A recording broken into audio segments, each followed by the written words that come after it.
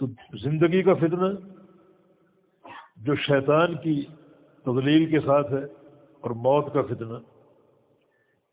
جو کہ بہت ہی مشکل مقام ہے۔ نبی علیہ السلام کی حدیث ہے کہ انما الاعمال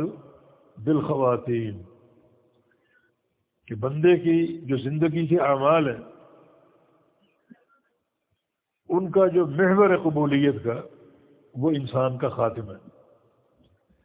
بعض اوقات ایک انسان عمر بھر نیکیاں کرتا ہے اور موت کے وقت شیطان اس سے ایسا کام کروا دیتا ہے جو اللہ کی نافرمانی ہو،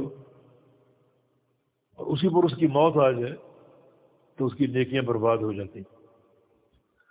فتنۃ الممات، یہ موت کا فتنہ،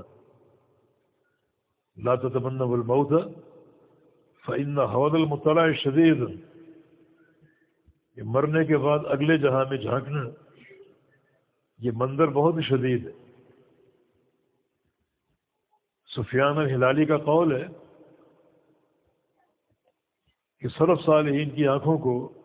جتنا خاتمے کے تصور نے رلایا ہے اتنا کسی اور چیز نے نہیں رلایا، کہ پتہ نہیں موت کے وقت کیا کیفیت ہو اور خاتمہ کس چیز پر آ جائے، ایسا نہ ہو کہ اللہ کی معصیت سرزد ہو جائے اور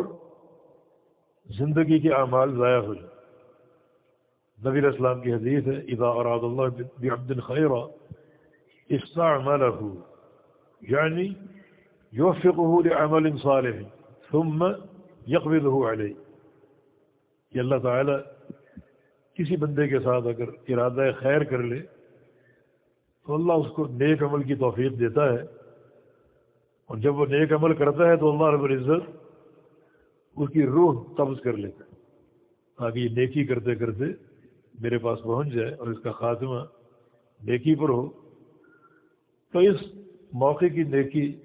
بہت بڑا ایک شرعی مطلوب ہے، اس لیے وَأَعُوذُ بِكَ مِن فِتْنَةِ الْمَحْيَا وَالْمَمَاتِ،